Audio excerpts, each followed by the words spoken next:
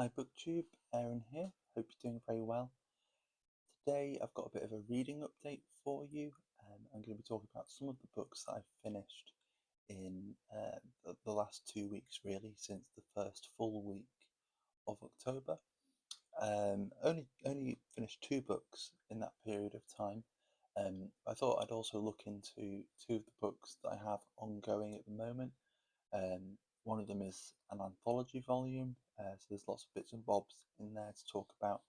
But also, I'm reading an old sort of classic book that I'm thinking will take 3 to 4 weeks, I'm guessing at the rate I'm going, to finish. And so I thought I'd sort of check in with what I've read so far with that. I think it'll be an interesting way to go with it.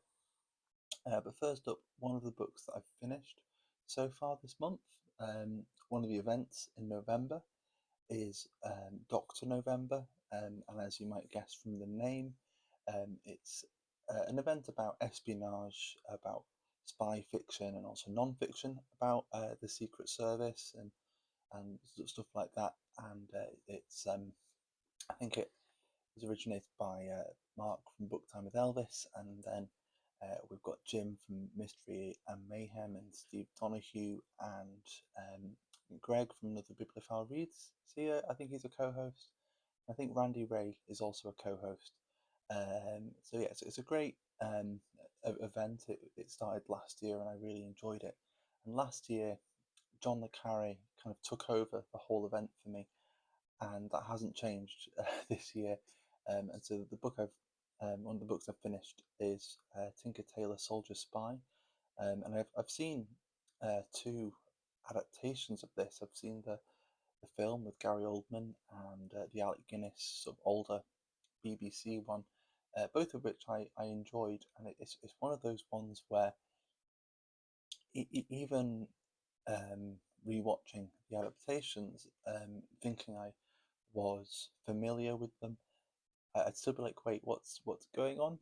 Because it's such a intricate plot, and there's so many little things going on, and so I feel like even though I had an idea of what happened, and once I was familiar with the names and things, I was able to remember who the bad guy was, and yet it was still really satisfying for me to read it, just to see how all the pieces came together, uncovering details about how this whole situation works. And essentially, what's going on in Tinker Tailor Soldier Spy is that the old order of the Secret Service has gone out. The old control um, has left, been fired or resigned, and not long after he dies, um, and a number of the staff, a number of the agents who worked under him um, have, have then been, uh, have resigned or have been forced to resign, um, as well, as the whole organisation is sort of reorganising itself. Um, and one of the people who's uh, resigned or retired since then is George Smiley, who has been in a few of the Carrie's books up until this point. Um, and essentially, the story is about what brings Smiley out of retirement. And the basic plot of it is that there's a mole in the Secret Service, in the British Secret Service, or the circus, as it's called, in these books. And essentially, a lot of the initial plot, after a while, you realize is working out whether it's sort of legitimate to say that there really is a mole. So there's, um, yeah, sort of a couple of sort of plot points and conversations that take place that are sort of two very distinct, separate people being able to say confidently that there's a mole inside the British Secret Service. Um, and what I found so fascinating about this book, and it sounds a bit ridiculous to try and sell the book on this, but what I found so fascinating was that whole then and now aspect of the book. So we have the present of the book where the whole Secret Service has been reorganized, there are new people in control, it's being run in a different way, there are different sets of priorities. And then there's back in the past to the sort of lead up to this one last defeat for control, this um, yeah, just sort of a disaster really of an agent going out to what was then Czechoslovakia because they have intelligence that a general out there is thinking of defecting. So they're going over to work out whether he wants to and working out what kind of information he can give them. And essentially, it's a setup, and the agent who's sent out there um, ends up getting shot. He doesn't die, but he gets shot, and he gets captured by the Russians, and he's interrogated. And also there's a whole sort of kerfuffle with the Czech government as well, and it's a bit of a scandal for control, and that's the event that brings him down.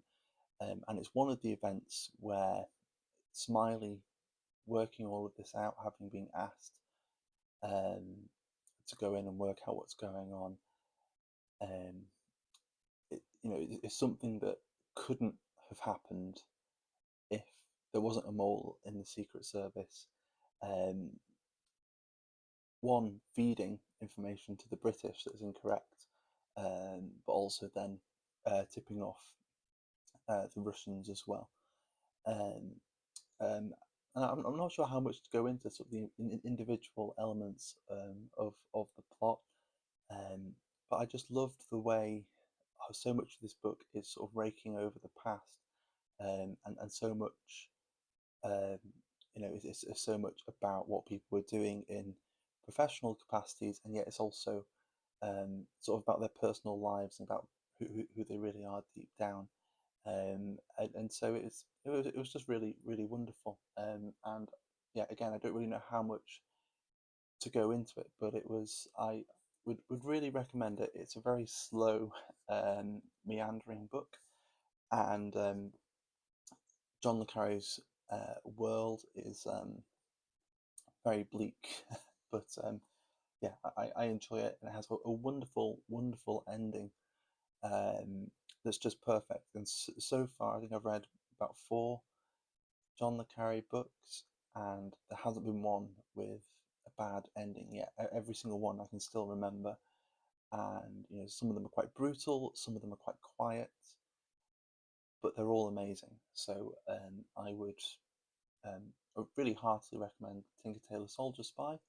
Um, but so far, Call for the Dead, I enjoyed. Spy Who Came In From the Cold, I enjoyed. What else have I read? I still enjoyed Silverview, the sort of newer one. I enjoyed that. Constant Gardener, I enjoyed that. Very much enjoyed Tinker Tailor Soldier Spy. I think that's all I've read by him so far.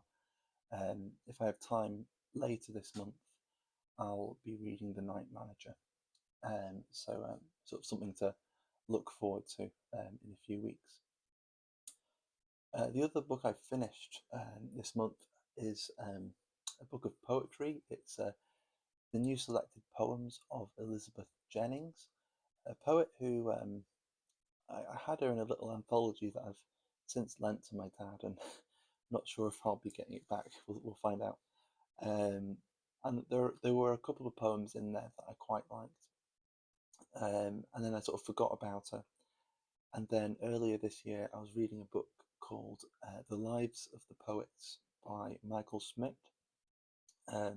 One of the poets he talks about towards the end of the book was Elizabeth Jennings, and he actually had quite a personal connection there. He was Jennings' editor, and so he probably could have gone into a lot more detail about her. And she was just one of those ones where I'd never been particularly blown away by all of her poetry, but I'd enjoyed it, and I don't know. He wasn't exactly saying she was the best poet that's ever, graced this planet, but what he had to say about her really intrigued me and made me think that she was someone to consider and to spend some time with.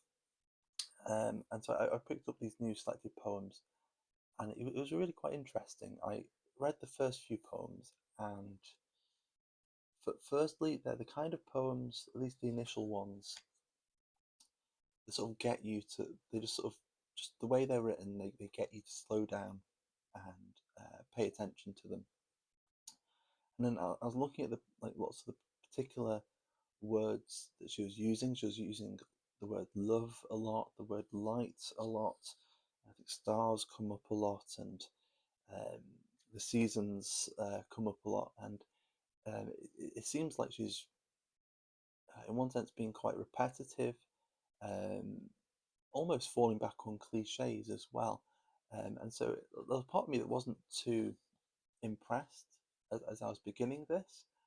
Then after a while, I found that it was almost like um, a painter painting the same setting or environment over and over again, um, like Monet in his garden. And after a while, I realized she's sort of turning over these issues and situations and themes in her mind. So just to give you an example, I'll just read you the first two and see if you can sort of get what I mean. So this first one is called Delay. Delay. The radiance of the star that leans in me was shining years ago. The light that now glitters up there my eyes may never see. And so the time lag teases me with how love that loves now may not reach me until its first desire is spent. The star's impulse must wait for eyes to claim it, beautiful, and love arrived may find us somewhere else. So, a great idea there. But then we'll go on to the next one, which is called Winter Love. Um, and again, I don't know, I'll just read it. Winter Love. Let us have winter loving, that the heart may be in peace and ready to partake of the slow pleasure spring would wish to hurry, or that in summer harshly would awake, and let us fall apart, O gladly weary, the white skin shaken like a white snowflake. So yeah, after a while, I just found that she seemed to be turning these ideas over and over in her mind, and it's sort of odd because I suppose particularly her love poems, some of them are quite original and quite different, and she does find some new ways of dealing with that subject. Um, but sometimes when she uses the word love, it feels a little out of focus. But there are some really interesting poems in here um, that are almost, particularly in just the first few pages in her first couple of collections, that are almost um, like parables or allegories, but in a very playful way. And the only writer they made me think of was Borges, and I wouldn't have thought initially of making that kind of connection, particularly after reading the first couple of poems. And so I was quite impressed with her as a poet on the whole. I don't know, I didn't particularly love a lot of the later stuff. It seemed a little, um, I don't know if stodgy is the right word, um, but there was a kind of vitality there in some of the early poems, and particularly just to the imagination, if not to the language, that I was really finding quite exciting. And it's sort of, I don't know, sort of it went somewhere after a bit. But anyway, that's Elizabeth Jennings, and I'll do a Poetry Thursday focusing on her, and I'll read some of her longer poems, some of the weirder, more trying to think of the word, sort of parable-like poems. Um, and then on to two books that I'm still reading at the moment. Um, One of them is an anthology volume, an Everyman anthology, of stories of books and libraries, um, which I've been really, really enjoying. The initial plan was just to read a couple of stories and then find something else to read instead. But it's kind of taken over, and I'm about halfway through this. And so I'm really enjoying it. It's a really interesting mix.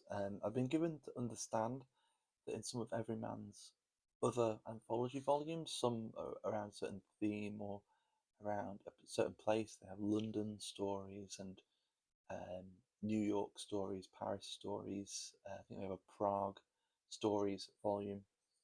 They're often in chronological order, um, whereas this isn't. It's jumping all over the place, which can make for a rather odd reading experience if you're not just dipping in and out randomly. Um, but there's lots of really great stuff in here, so I'll just go through the table of contents, and sort of let you know what I've thought of what I've read so far. So it starts off with The Exchange by Ray Bradbury, which is an amazing short story. I really loved that. I won't go into too much detail about all of them. Then next up is a story called Books and Roses by Helen Oye. Is it Oyeyemi? Something. Apologies if I'm not saying that right. Helen Oyeyemi. Um, and that was really interesting. It was um, initially I was really enjoying the way it was written. Um, what was it reminding me of? It was almost like a fairy tale. It was really compressed, and then it sort of opened up into the main idea of the story, which is a kind of series of interlocking love stories, really. Um, and the only thing I was, you know, not so impressed with, I suppose, is that it's in an anthology of um, stories about books and libraries. And although books and libraries do play a part in the story, um, they're more like set dressing to the story than this being a story about books and libraries. It's just a book that happens to feature books and libraries, and so for it to be the second book in second story in the anthology, I thought was um, just maybe not the best sort of setting of tone, I suppose, but still a good short story. And then there's three sort of short pieces in there themed around the treasure of wisdom, um, and it features Richard de Berry. So let me find um, what Richard de Berry has to say. If I jump back, um, so Richard de Berry, yeah, it's about about the price of buying books, and it's from 1345, so a slightly different economy. It's only like a little page. I think it's taken from a letter or something like that. And then there's a little snippet from Umberto Eco's The Name of the Rose. And there could have been any number of passages they could have chosen from that. I'm kind of sad that there's so little from it in here. And but it's about the monks in the scriptorium and about their dedication, and about the way that the library in the Name of the Rose is so closed off to the rest of the world, and how perhaps that's necessary um, to, for these works to survive and for them to be considered treasures. Um, and so that yeah, and so the sort of general theme between these three little snippets are around books being treasures and the way they were prized, particularly in the Middle Ages. Because then the last one is from John Bale. I think it was a priest or something like that, and he um, yeah was having problem with various Tudors, um, and it's about so yeah, in brackets, the kind of context that they give you is the author laments on the destruction of monastic libraries during the Reformation and calls for prompt action. And it's just that, it's just about the waste of of these beautiful artifacts and the knowledge in there as well. And in a way, this nicely ties in with a story featured later on, a story I'm relatively familiar with, The Library of Babel by Jorge Luis Borges.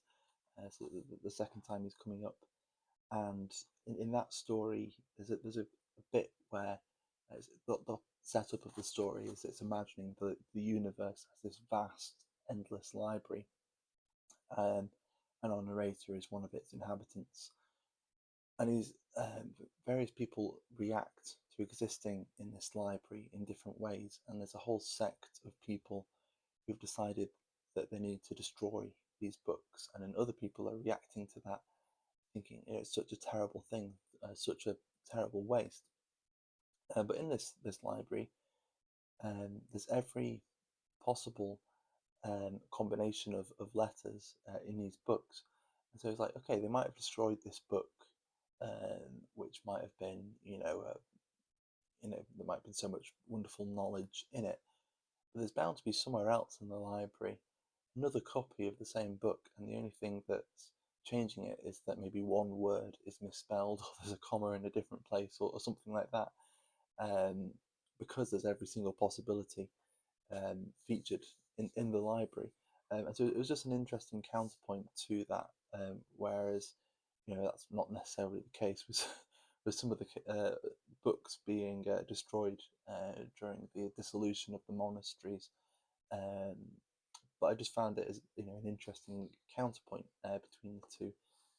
And then next up, an old friend, Italo Calvino, a story called A General in the Library, which was amazing.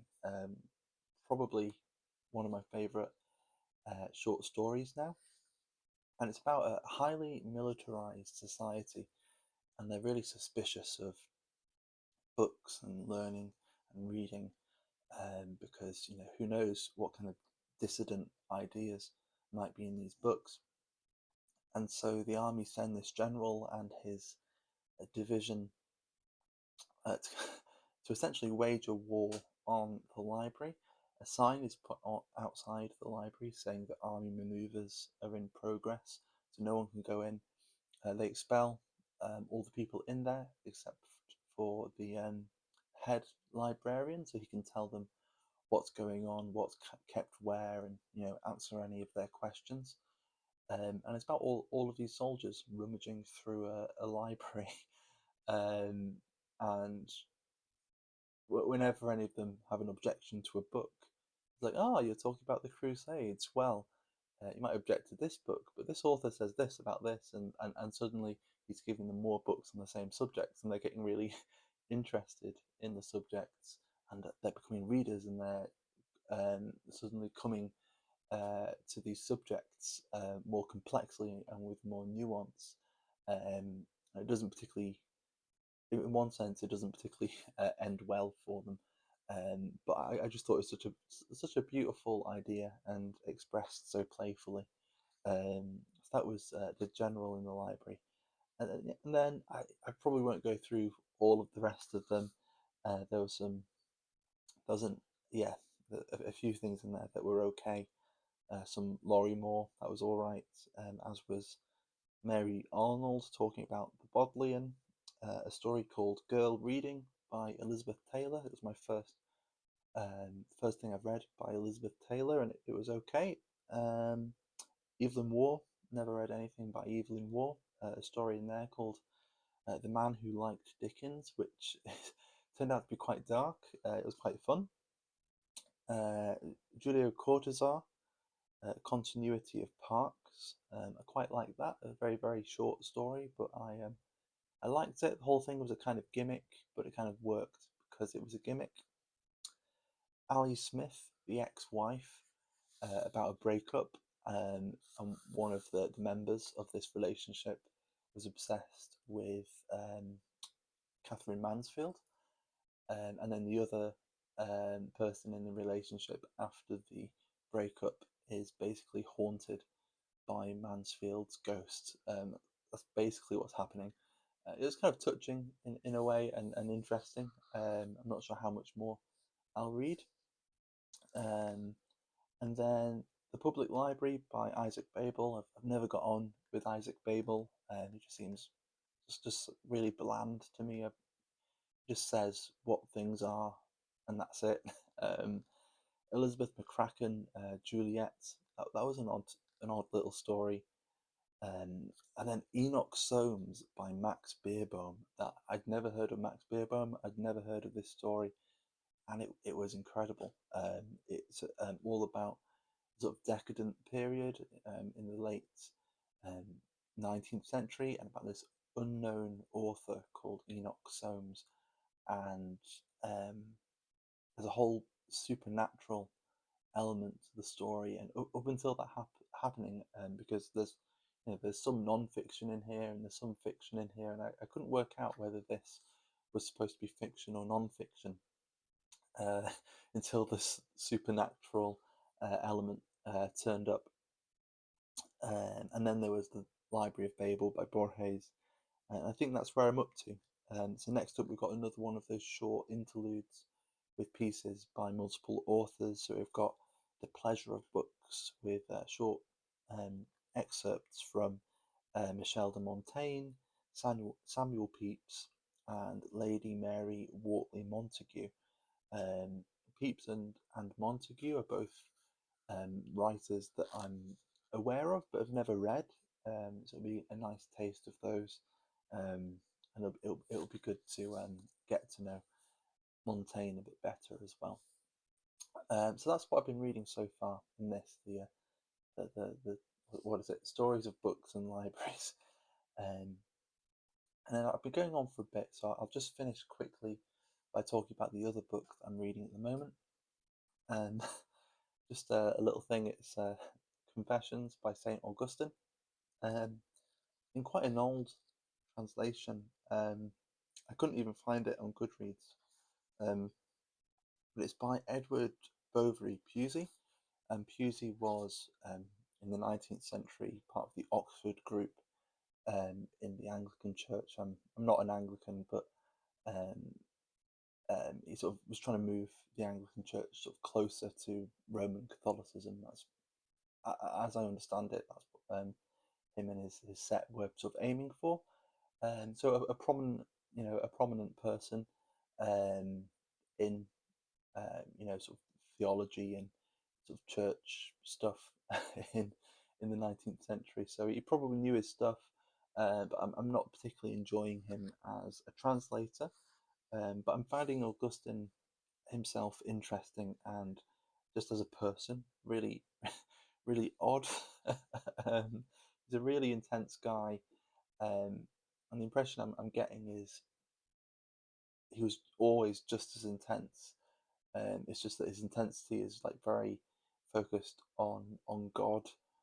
Once he sort of converted to Christianity, and before then it was on all kinds of other things, on his pleasure, and he never goes into too much detail, and except for this time he goes and steals some pears.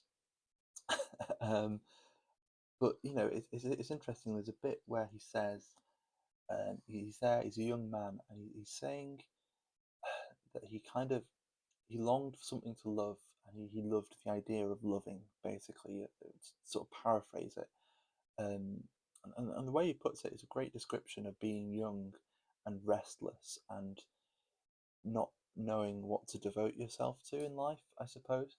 And I think to some degree, I think a lot of people feel that when they're probably around the age he was, around the age of 18, 19. And it was just wonderful to find a book um, that was like 1500, more than 1500 years old, that expresses something that I felt. So that was really interesting, and kind of delightful. And then it was interesting then later on where he's sort of talking about he's doing all of this stuff not because he's proud of himself. He's not telling us or telling God, because the whole conceit of the whole book is that this is one long confession to God, and so it's sort of mostly written in the second person, directed at God. So it feels like you're eavesdropping in a way. Um, but he's saying that he's doing it for the love of your love. So the object of his love is God's love. And so he sort of found that object that he was looking for earlier on in his life. Um, and he's still got the same intensity. He's just kind of redirected it somewhere else. Um, and so it's interesting. I'm wondering whether that's going to be a theme that he's going to play with more about um, where we direct our love being maybe more important than how we love or the degree to which we love, if that makes any sense. Um, but yes, so far it's about a lot of his intellectual learning about he's converted to this other religion called was it Manichaeism or something like that. That's sort of very yin yang, about light and darkness and balance, and about material things being kind of profane, and light is where the divine is, I suppose. And so it sort of makes sense for things that are physical and corporeal to um, you know have problems to break, to let you down, to be dirty, and all of those things. Um, and so there are some certain similarities with Christianity, but also some quite heavy differences as well. And he sort of scoffs at the Christians. But this religion, Manichaeism, or I hope I'm saying it correctly, for a while was sort of neck and neck with Christianity at being the religion that was going to sort of grow the quickest and sort of dominate in sort of around the Mediterranean. Um, and then it was sort of once Rome took on Christianity as an imperial religion, they sort of snuffed it out. But it's sort of interesting to see this whole other religion as well that isn't really talked about. But that's it. That's all I'm reading at the moment. I'll be getting back into my library and into St. Augustine. And now that I've finished Elizabeth Jennings, I'll be looking for some more poetry to read as well. But that's what I've been reading recently. Hope you've been reading some good stuff. And for now, thank you very much for watching, and I'll see you soon. Bye bye.